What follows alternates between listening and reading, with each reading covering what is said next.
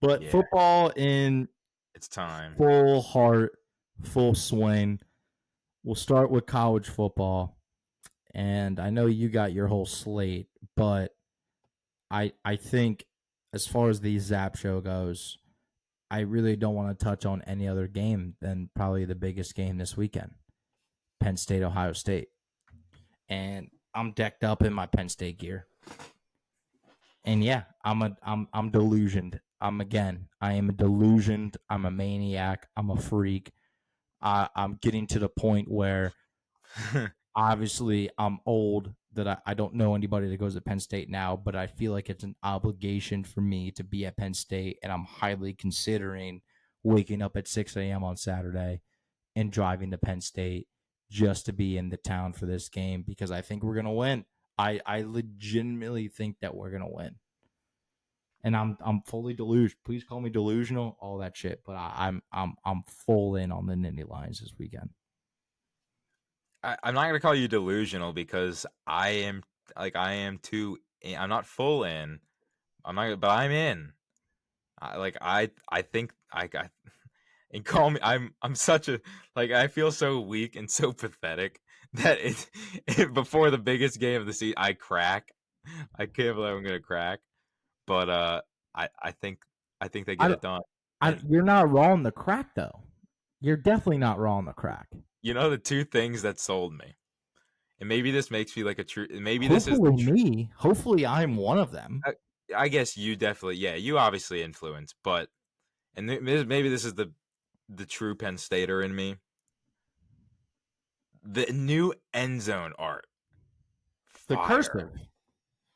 Well, that's fire. dude. But you never seen that before. That's usually what we do for homecoming.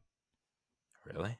Yeah, but we couldn't this year because I think there was too many events going on, and like we are like away games, so like we weren't able this year for homecoming to have enough time to turn around to paint it.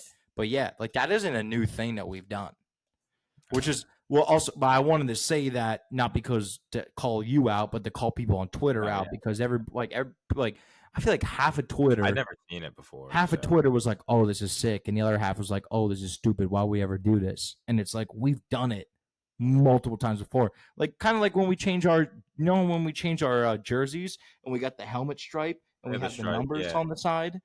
That's when we normally paint our end zones for homecoming. Those are the Cursive homecoming now. jerseys. I only know the big ugly, not ugly, but the big bulky blocks. Like that's I don't think I've ever seen the cursive. Yeah, but no, it's there. It's there this weekend, and it Well, I looks love it. sick. I think it just it just I don't know, it gives a different feel. Um but the second thing, Keegan Michael Key is going to be in the house. Yeah, Guest pick, his fourth time. and it's just something about His fourth that. time. It's just something I don't really. I wonder what his previous record is though, but I don't really care about it. I don't really think it. Probably 0-3 because it's probably always been against like fucking Ohio State, Michigan. But this is the perfect time for him to get a dub, and you know he's going Nittany Lions, and I don't know. I don't know. I feel like we talked about the stars aligning a little bit, like pre-show. I feel like it's kind of happening. And I just the Will Howard comments, like that's something that I think. Oh God, I might look like such an idiot. The Will Howard comments is something that like somebody looks at and like, oh, like Ohio State, like they're getting it done, like he's gonna go in. But like, I don't know if I buy it. Like every kid feels that way. Like I just don't know if I buy it. I don't. They're beat up on the offensive line. They're real beat up. They can't run the ball. Just don't turn the ball over, dude. And in freaking like double Jeremiah Smith, like, and I don't know. I feel better than I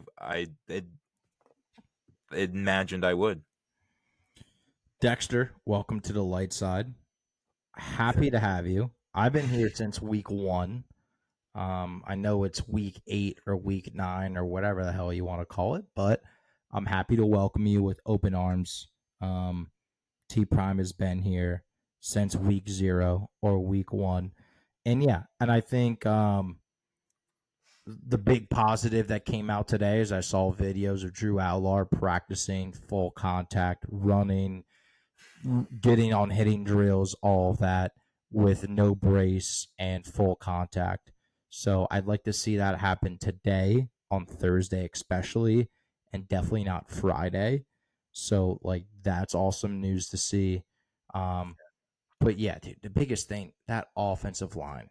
If Nebraska had a program like Penn State, like Michigan, like an elite level program with Big Ten, and wasn't always a bottom feeder, they would have won that game last weekend against Ohio State. But they got to build those years of like respect for like those top recruits to come. But Penn State luckily has kind of been there where we get those top guys like Abdul Carter, like Zane Durant, like Danny Dennis Sutton. I'll even say Smith Vilbert. It doesn't matter. I think Gilbert. yeah, Vilbert shouted. Yeah, you gotta be a That's my sicko to guy. know. Yeah, That's my you guy. gotta be a sicko to know him. But I think this OSU offensive line sucks, and I say it not often as I should, but this game especially comes down to trench warfare. Which football team is going to have the better line, both offensively and defensively? And I think Penn State, as a collective group, both offense and defensively, has the better trench. They got better trenches, both on the O line and on the D line. And I think the big target comes off of the Ohio State's offensive line, and that's where the football game is going to be won. It might not be a high scoring game. Most Big Ten games aren't, but I think Penn State's going to win it. A lot of my friends have been saying Ohio State money line, Penn State to cover. I think the point spread's at 3 points. I would, maybe agree with that, but I'm going Penn State money line no matter what. I already have a big old bet with my boss, $100 on the line, either way with that. But I'm fully confident. I think this is our year. I said on the ZAP show pre college football season and week 1 and 2 that Ohio State and Georgia were the powerhouse football teams, the teams to beat. Um, but the beauty of the game is that week by week, everything changes and you learn more and more about each team. And I learned a lot about Ohio State watching them for 8-9 weeks straight. And I don't think the same that I did in the beginning of the season. I don't think that they're unstoppable. I think they are stoppable and they can be beaten. Oregon proved it. I think Penn State will again. I think Drew Allar plays. It won't be beautiful, but I think Penn State gets it done. I honestly think it might be a like 2017 is the first score that came to my mind. I think a 2017 game for the Nittany Lions. Yeah, I was thinking 24-28. I just it's it's you, dude. You're preaching here. You're preaching like Jeremiah Smith and JTT are the only two who scare me. They could be game wreckers. Like yeah. So, but JTT has done. It's Halloween. So in honor of Halloween, like JTT has done some scary shit in Beaver Yeah. Stadium. Yeah. Yeah, he is. Scary shit. And just got obviously that's got to be a focal point, and I think the receivers too. But I think they have the advantage in the trenches, and it's just the stars are aligning, man. Something's got to give at some point, and I think it's gonna happen. I think it's gonna happen. And I've been wrong for like the last 5-6 years. So who are you to like? But like I just said, it's time to be some streaks gotta end. Like sometimes like gotta like the other side of the coin lands. Yeah. So I think consensus Zap pick of the week. Penn State money line. Say money line. Yeah. Let's do it. I'm honestly, I told you pre-show that I was ready to attack. But there's nothing for me to attack right now. Um, I understand how good Ohio State is offensively. They have a great duo of wide receivers. They have a great duo of running backs, and they have Will Howard. But if your offensive line can't block, and if we get rushers, and it's the names I mentioned before, and I think we say it like almost every other Penn State game Zach and I do. Abdul Carter needs to be the centralized focal point. This needs to be the game. And I think like right now he's probably projected to be an early first round pick, or not, sorry, or late first round pick, early second round pick. But if he wants to be like a guaranteed first round pick, this is the game that you have to show up for. I think this game is bigger than a playoff game. I think like you're going against Ohio State, who barely lost to Oregon on the road, best loss in the nation. They have a weak offensive line. I think their right tackle was just downgraded to out today, too. Ryan Day said, I don't know his name, but still worth mentioning. Yeah, Like, this has to be your game, Abdul, like your separation game. And again, we say it time and time again on the show. Abdul needs to show up, but this is more specifically than any other game. Depleted offensive line, vulnerable offensive line. You wanted to switch from linebacker to defensive and basically pass rush.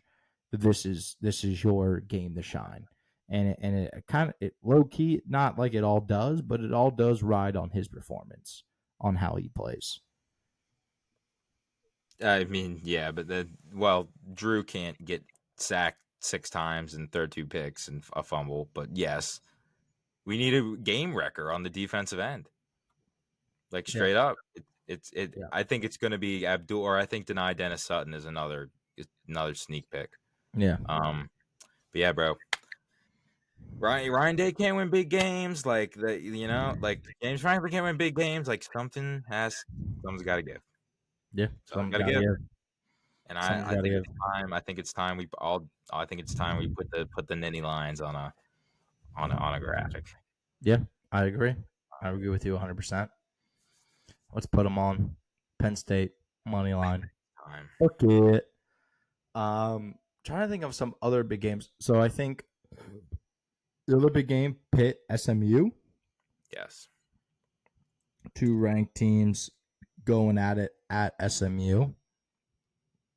Um, Pitt still undefeated, 18th ranked in the nation.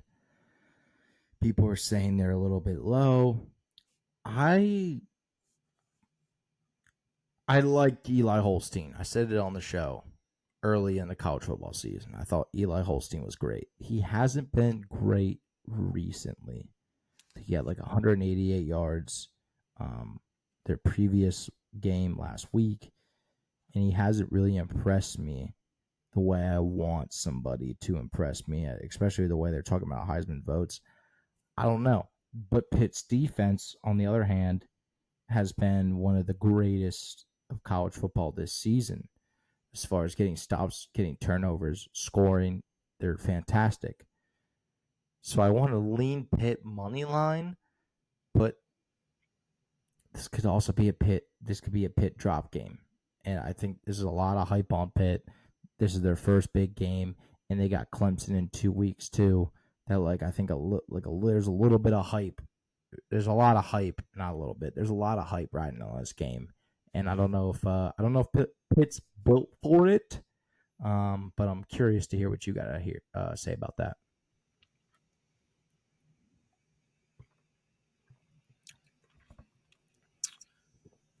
Cheers. We are, baby. Cheers.